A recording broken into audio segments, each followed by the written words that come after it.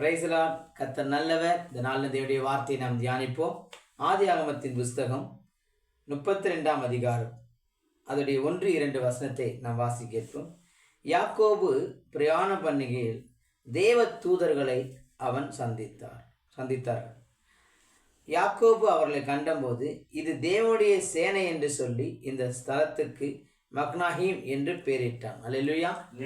நாம் இன்னைக்கு பார்க்க போகிறது மக்னாஹீம் என்று. என்ன மக்னாஹீம்னா என்ன, அதான் நம்ம பார்க்க போகிறோம்.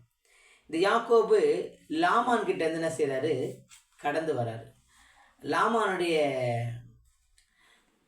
அடிமைத்தனத்திலேருந்து சொல்லலாம், லாமானுடைய வஞ்சகத்திலேருந்து சொல்லலாம், லாமானுடைய ஏமாற்றுத்தனமே சொல்ல. ஏன்னா 20 வருஷம் யாக்கோபு உழைச்சிருக்கான். ஆனால் அதுக்குரிய ஒரு பலனும் என்ன கிடைக்கல, யாக்கோபுக்கு கிடைக்கல. லாமான்கிட்டேருந்து ஒரு பலனும் கிடைக்காதபடினால தேவன் அவனுக்கு சொப்பனத்தின் மூலியமாக சில காரியங்களை சொல்லி அழைச்சிட்டு வர்றாரு. நம்முடைய வாழ்க்கையில் கூட நம்ம என்ன செஞ்சுருக்கலாம், சில வேளை என்னுடைய உழைப்புகள், நான் உழைக்கிற உழைப்பு வேஸ்ட்டாக போயிடுது, ஃபஸ்ட்டு நான் கஷ்டப்படுறேன், என்னுடைய காரியம்லாம் ரொம்பவே என்ன ஆகிடுது, வேஸ்ட்டாக போயிடுது அப்படின்னு சொல்லிட்டு தேவன் தரிசனத்துக்கு நேராக யாக்கோபு வரான். யாருடைய தரிசனத்துக்கு?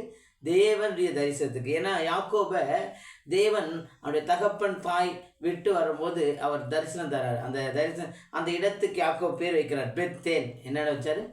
பெத்தேல். பெத்தேல்னா தேவனுடைய வீடு. அப்போ அந்த இடத்துல ஆண்டவர் சொல்றார், நான் இதை அவனுக்கு தருவேன் அப்படின்னு சொல்கிறாரு. அங்கேருந்து தான் லாமான்கிட்ட வராரு. லாமான்கிட்ட 20 வருஷம் உழைக்கிறார். மனைவிக்காக 14 வருஷத்தை உழைக்கிறாரு. 6 வருஷம் தன்னுடைய வாழ்க்கை என்ன செஞ்சிட்டாரு, அழிச்சுக்கிட்டார். ஆனால் தேவன் அன்னைக்கு இப்போ மீண்டுமாய் யாக்கோபு என்ன செய்கிறாரு, இடைப்படுறாரு. நான் உனக்கு காமிச்ச தரிசனம் இடத்துக்குன்னா செய், நீ வான்றாரு. புறப்பட்டு வருகிறாரு. இப்போ யாக்கோபுக்கு விரோதமாக யார் எழும்புறா? ஏசா எழும்பி வரான். எவ்வளோ பேரோட? 400 பேரோட ஏசா எழும்பி வரான். இந்த வார்த்தையை கேட்ட உடனே யாக்கோபு பயந்துட்டான். ஏன்னா ஏற்கனவே ஏசா சொல்கிறாரு, நீ வந்தீங்கன்னா என்ன செஞ்ச, உன்னை அழிச்சிடுவேன் அப்படின்னு தான் சொல்லிக்கிறார். ஆனால் இப்போது 400 பேரோட படையெடுத்து வரும்போது தான் இப்போ இந்த பிரயாணத்தில் முதல் வசனம் பாருங்க. யாக்கோபு பிரயாணம் பண்ணுகையில் தேவ தூதர்கள் அவனை சந்தித்தார்கள். தேவ தூதர்கள் சந்தித்தார்கள். அவன் முதல் பெத்தலையும் அப்படிதான், தூதர்கள் இறங்குறதும் ஏறுறதையும் காண்றான்னு சொல்றாரு. இங்க தூதர்கள் சந்திக்கிறாங்க.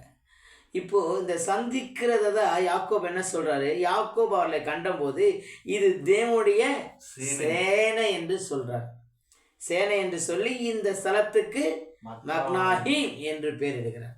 அப்போ மக்னாஹீம்னா 2 சேனை என்ற அர்த்தம். என்ன அர்த்தங்க? 2 சேனை அப்படின்னு அர்த்தம். முன்னாடியும் கர்த்தர் பாதுகாக்கிறாரு, பின்னாடியும் பாதுகாக்கிறார். ஒருவேளை இந்த நாள் எக்ஸாம் நாள்னால பிள்ளைகளுக்கு சொல்கிறேன், நீங்கள் படிக்கிற காரியத்தை குறித்து பயப்பட வேண்டாம். கர்த்தர் மக்னாஹீமாக இருந்து உங்கள் முன்னும் பின்னும் பாதுகாப்பாராக. +2 10th +1 எழுதுகிற பிள்ளைகளுக்கு சொல்கிறேன், பயப்படாதீங்க. எரேமியா 1:8 நீ அவர்களுக்கு பயப்பட வேண்டாம், உன்னை காக்கும்படி நான் உன்னுடனே இருக்கிறேன்னு சொல்கிறார். படிப்பை குறித்து பயப்படாதீங்க, உங்களை காக்கும்படி தெய்வம் இருக்கிறாரு. ஒருவேளை இந்த சத்தத்தை கேட்டுக்கொண்டிருக்கிற என் சகோதரனே சகோதரியே, நீ எதை குறித்தும் பயப்படாத, உன்னை காக்கும்படி தேவனோடு இருக்கிறார். யாக்கோபு ஏசாக்கு பயந்து நிற்கிறான். கர்த்தர் யாக்கோபோடு இடைபடுறாரு. இடைப்பட்டு மக்னாஹீம் என்ற சேனை தூதர்களை காண்பிக்க செய்கிறார். 2 சேனை நமக்கு இருக்கிறது. சங்கீதம் 91:12 சொல்றதுல, உன் பாதம் கல்லிடராதபடி தூதர்கள் தன்னுடைய கரங்களால் ஏந்தி கொள்வார்கள். நம்மளை ஏந்தி கொள்ள தூதர்கள் இருக்கிறாங்க. நம்முடைய தகப்பன் நமக்கு சேனைகளை வச்சிருக்கிறாரு. நீங்கள் பயப்படாதீங்க. மக்னாஹீம் என்ற சேனை நமக்கு இருக்கிறது. முன்னும் பின்னும் பாதுகாக்கும் தூதர் இருக்கிறான். யோசுவா பயப்படுறாரு பாருங்க. மோசே இழந்துட்டு யோசுவா பயப்படுறார். எப்படி இந்த இஸ்ரவேல் ஜனத்தை நான் நடத்த போகிறேன் அப்படின்னு பயப்படுறாரு. ஆனால் கர்த்தர் யோசுவாவுக்கு சொல்கிறாரு, நான் உன்னை விட்டு விலகலை, உன்னை கைவிடலை. ஜோசுவாவே பயப்படாது, இந்த ஜனத்தை நான் செய்வேன், நடத்துவேன். ஒருவேளை நாம் பயப்படலாம், என் பிள்ளையை எப்படி நடத்த போகிறேன், என் குடும்பத்தை எப்படி நடத்த போகிறேன்னு. நீங்கள் பயந்து இருக்காதீங்க. கர்த்தர் ஜோசுவாவோடு இருக்கும்போது நம்மோடு இருப்பார். ஆனால் அவர் கூட இருந்தார்னா அவருடைய தூத சேனைகள் நம்மோடு இருக்கு. அல்லேலூயா. ஏசு நல்லவரா. ஏசாமி கூட பேதற்காத ஒருத்தர் வெட்டிடுவார்ல, அப்போ சொல்லுவார்ல, என்ன சொல்லுவார், நீ என்ன சொல்லி தான் தூதர்கள் வந்து என்ன செஞ்சுருப்பாங்க, எனக்கு உதவி செஞ்சுருப்பாங்க அப்படின்றாரு. நமக்காக தேவன் தூதரை வச்சிருக்கிறாரு. மக்னாயும் என்று சேனை தூதர்கள் இருக்கிறவனால நாம் பயப்பட வேண்டாம். கர்த்தர் நம்மளை ஆளுகை செய்வார், நம்முடைய குடும்பத்தை ஆளுகை செய்வார். இந்த வேளையிலும் இந்த சத்தத்தை கேட்டுக்கொண்டிருக்கிற என் அருமையான சகோதரனே, சகோதரியே, ஊழியனே, என்னுடைய மக்கள் விசுவாச குடும்பங்களே, உங்களுக்கு கர்த்தருடைய வார்த்தை இன்றைக்கு யாக்கோபு போல பயந்து இருக்கீங்களா? மக்னாயும் சேனை தூதர்கள் நமக்கு இருக்கிறாங்க. இந்த மக்னாயும் என்ற பெயரை யாக்கோபு தான் வைக்கிறார். சேனை தூதர்களை காண்கிறார் இல்லையா? அவர் சேனை தூதர்களாய் அவர் ஆராதிக்கிறாங்கல்ல, சேனைகளின் கர்த்தர் அவர். அதனால வான சேனையினாலும் பூமி சேனையினாலும் கர்த்தர் உங்களை ஆசீர்வதிப்பாராக. God bless you.